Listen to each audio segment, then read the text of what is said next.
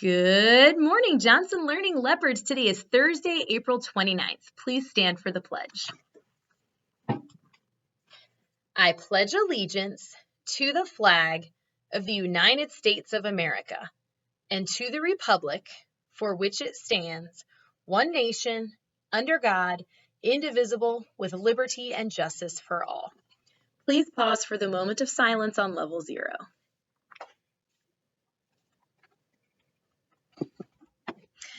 All right, guys, happy Thursday. We have 2 birthdays today, Miss Jennifer Tamang in 1st grade and Miss Watts in 2nd grade. So happy birthday to both of you ladies. We hope you have a super wonderful day today on your birthday. And we have a few more actively engaged leopard leaders to share about. From Ms. Hartwell's class, Lucy Velasco Lopez is an incredibly engaged learning leopard. She and her learning buddy, Lulu, have been working hard in small group literacy to match objects and sounds. Lucy loves to paint with watercolors and tell stories. Way to go, Lucy. From Ms. Comedi's class, Camden Balzer is always actively engaged in everything we do. He shows enthusiasm for all of our new activities and always encourages others to join in. Thanks for being so engaged and having such a positive attitude. Keep up the good work, Camden.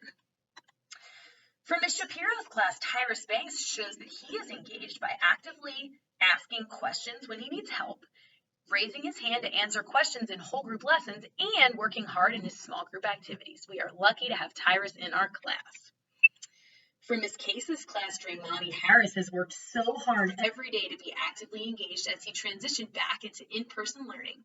He is growing his skills and using his growth mindset to remember he can do hard things and take on challenges every day. He brings joy to his classmates and really loves learning about ancient Egypt and honing his math skills.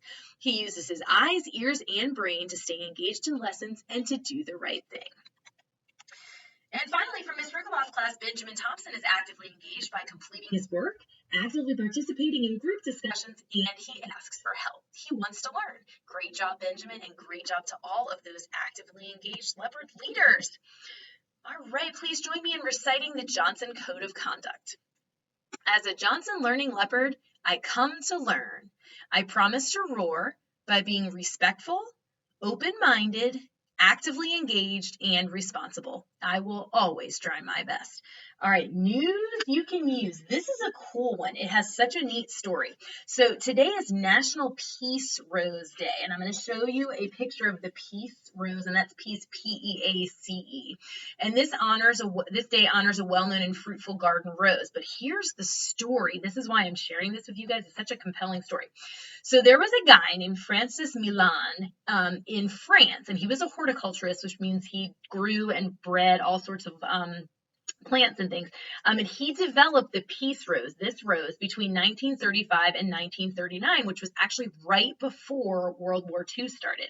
So Milan predicted that Germany was going to invade France, and so he was worried that that all of his roses would be destroyed. So he sent cuttings of the rose, meaning like bits of the roots and things, to friends that he had in Italy, Turkey, Germany, and the United States. And it's believed that the cuttings that were sent to the United States were sent on the very last plane available out of France before the Germans invaded. So that was kind of a big deal.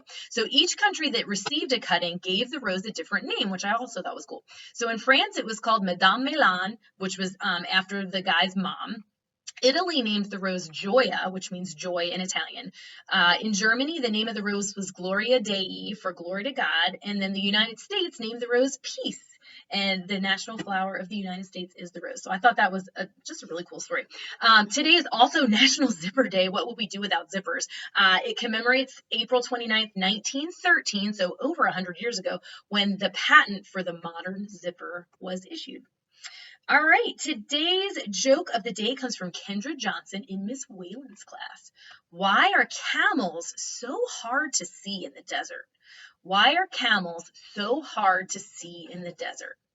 Because they're camouflaged. Get it? Not camouflage, but camouflage. That was a great one, Kendra. Very tricky. Thank you for sharing that with us. And that's all I've got today, guys. I hope you guys have a thrilling Thursday and think about how you can roar today at your house or at school or wherever you may be. We love you ever so much, and we hope you have a wonderful day today.